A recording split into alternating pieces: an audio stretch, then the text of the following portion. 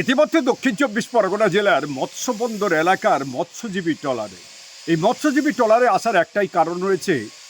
এই মৎস্যজীবীদের প্রাণে বিভিন্ন দুর্যোগের হাত থেকে রক্ষা করার জন্য ইউরোর প্রযুক্তি থেকে ইতিমধ্যে কিন্তু বসানো হচ্ছে উন্নত প্রযুক্তির বিভিন্ন ধরনের স্যাটেলাইট চ্যানেল, এবং সেই চ্যানেলগুলো বসানো হচ্ছে, তাদের নাম দেওয়া হয়েছে 2-ওয়ে SSS, এবং ইউরোর প্রযুক্তি খাটিয়ে এটাগুলো করা হচ্ছে। যেটুকু জানা গেছে, এই সমস্ত মৎস্যজীবী যে ট্রলার রয়েছে, এই ট্রলারে কিন্তু ইতিমধ্যেই একদম স্যাটেলাইটের মাধ্যমে চ্যানেল বসানো হচ্ছে, এবং চ্যানেলগুলো 500টি বসানো হবে দক্ষিণ চব্বিশ পরগনার বিভিন্ন মৎস্যজীবী ট্রলারে।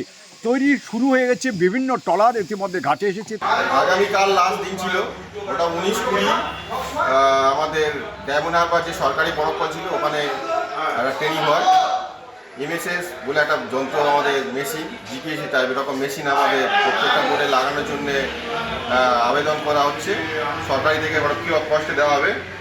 ওই মেশিনটা লাগালে আমাদের সংকেত, মানে বোর্ডের মধ্যে কোনো যদি বিপদ হয় সেটা সংকেত পাবো, বা ফিশিং করার জোনটা, যে কোন জায়গাটা আমরা ফিশিং করতে পারবো সেই জোনটা ও মালিক পক্ষ জানতে পারবে, অফিসাররাও জানতে পারবে।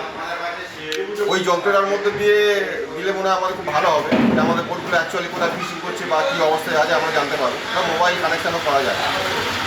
আগেও তো একটা দুটো মেশিন বসানো থাকতো ট্রলারে নাকি? আগে আমাদের জিপিএস ওয়ালেস থাকতো, তার ড্যাট বলে একটা মেশিন দিয়েছিল যেটা সংকেত হতো, কিন্তু ওই ড্যাটটা মেনটেন্যান্সের অভাবে বন্ধ হয়ে গেছে, মানে মেনটেন্যান্সের জায়গা নেই, যার জন্য আবার সব বন্ধ হয়ে গেছে। এখন নতুন এই MSSটা দিলে আমরা ভালো উপকৃত হবে। হ্যাঁ, তাদেরকে বসানো হচ্ছে। বসানোর একটাই কারণ হিসেবে জানা গেছে, যে সমস্ত মৎস্যজীবী বাংলাদেশের জলসীমা লঙ্ঘন করবে, কিংবা ভারত থেকে বাংলাদেশে যাবে, বাংলাদেশ থেকে ভারতে আসবে, কিংবা কোনো বিপদের মুখে পড়লে এখন থেকে স্যাটেলাইটের মাধ্যমে বা SMS-এর মাধ্যমে কিন্তু লিখিত জানানো যাবে যে তারা কোথায় রয়েছে, কোন বিপদে পড়েছে, কিভাবে তারা রক্ষা পেতে পারে। এই জন্য কিন্তু মৎস্যজীবী ট্রলাররা দুর্ঘটনার হাত থেকে যে রক্ষা পাবে সেটা মনে করা হচ্ছে। আর মৎস্যজীবীরা খুবই খুশি। তার খুশির একটাই কারণ, এই ট্রলার যদি আগামী দিনে বসাবার পর সমুদ্রে যায়, তাদের গতিবিধি লক্ষ্য করতে পারবে মৎস্য ইউনিয়ন, সরকারি মৎস্য আধিকারিক থেকে অন্যান্যরা। তবে এই ট্রলার এই প্রযুক্তি খাটিয়ে কতটা উন্নতি লাভ করে, কতটা দুর্ঘটনার কবল থেকে রক্ষা পায়, সেটাই এখন দেখার।